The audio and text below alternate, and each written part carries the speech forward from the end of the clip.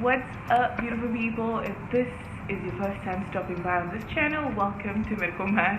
It's me, Maz. I'm going to be taking you guys through a day in life, how I do my ward round. I have some very interesting cases that I think most of you should know about and obviously would be interested in. And so I have full capacity today, which means that the ICU is full.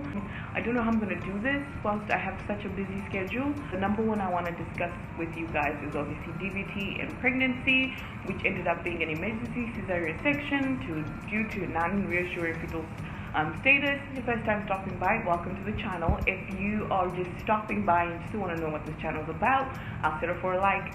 If you want to stay, press on that subscription button so that we can become a family. But if you are returning for the 5th, 6th, 100th time, welcome back to Medical Mazz. Let's get started. Before the ward round starts, I follow up on the lab results of the patients. Hello, I see you. I'm calling to check on her D-dimer results. Okay, will you please upload the results so that we can see them? Okay, thank you very much. So what's up, people? So I'm back.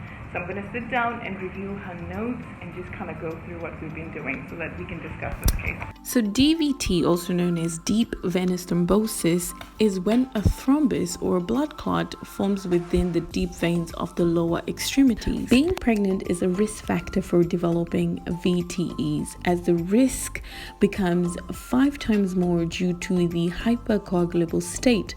VETs are divided into 2, DVTs and pulmonary embolism. When the thrombus dislodges through the venous circulation and finds its way to the heart, then finds its way to the pulmonary arteries, it forms an obstruction there, which can be fatal. So most of the times these patients are kept on anticoagulation therapy.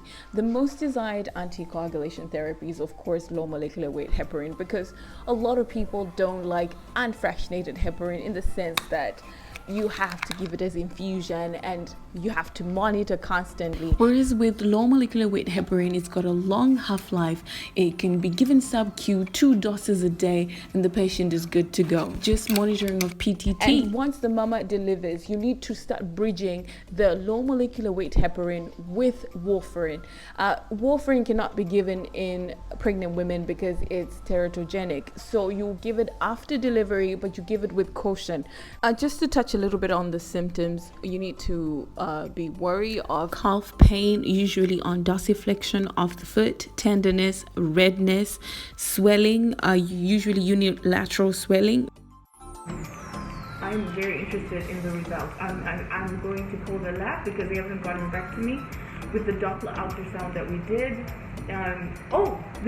They just put the results. So the last Doppler ultrasound we did, of course, it's showing that there's partial recanalization. So recanalization is basically when the existing thrombus kind of dissolve naturally due to the pulmonary arterial flow, and this is actually helped by giving anticoagulation therapy such as low molecular weight heparin. So her markers, other markers, are currently within the normal ranges, which is good for us. We want that, and we hope to reunite the mama with her baby very soon. I've got a patient who needs albumin transfusion, who also needs hemodialysis and also needs a hemodialysis catheter. So I'm sending his letter to the office so that I can get approval from the insurance to get started. I'm busy looking for the physician to co-sign this, but I can't find them. So now I'm going to second floor to look for him because I can't find him. As you're watching this video, you might be wondering, like, Majida, pick up your phone and call him. This ain't the Asian time. Well, I wish I could, but they're not picking up, so I have to go from floor to floor to floor to floor. And I still could not find this man. So I finally found him in the 2nd floor, and then I got my letter. So those things need to be monitored closely. She started warfarin and we're going to start weaning off heparin on Thursday. So that's why she's here.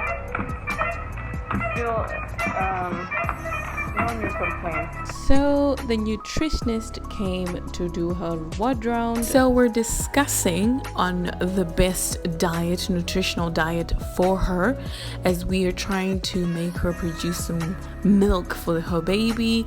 We don't want that baby getting some jaundice, okay? So we're trying to reunite them together. That's our plan, because she hasn't been with her baby and her baby's in NICU, so we want them to be together so they can bond. That's all we want. As I was about to finish, we have another interesting case coming from the EMD. I just got a call. They're letting in a patient who's a known old stroke patient with atrial fibrillation, and they have a ridiculous pulse rate, heart rate right now. Currently the highest is recorded is 200 beats per minute. So what basically happens is there are abnormal electrical impulses that start firing in the atria all of a sudden, and then these override the natural heart pacemaker, and then it results in these highly irregular pulse rates. Let me see the patient. I'll get back to you with the explanation. I'm kind of hiding in the storeroom, drinking some porridge that the nurse brought for me. Actually, we have a lady who makes porridge, and we love her porridge, so she went to buy porridge for me. So I'm taking a little 2-minute break just to sip in some porridge. But whilst I'm here,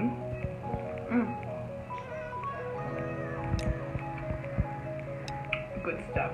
This AFib patient is actually a known asthmatic patient. So patients with asthma and AFib are really hard to deal with, because normally the first line to deal with AFib is either using a beta blocker or a calcium channel blocker. So normally people just go for beta blockers. So with a patient that has asthma, you have to be careful and cautious when you're dealing with that. What's up, y'all? As you can see, I am back in the storage because I get to have my Zen moment in the storage. It's like my little kumbaya, relax away from the machines. I get to think, I get to relax, especially when I have like stressful days, like today, where I haven't, this is my first time sitting and it's almost time to go home anyway. So I love that for me, because I am a busybody, and this is good for my body, because then I won't have so much energy and I won't bother people. So it's really good for me. I might look tired, but trust me, in like 2 seconds I'm ready to go. Like, so I love that for me. And if you've gotten to this part of the video, I love that for me and I love that for you. Thank you for supporting me, and until another case, bye.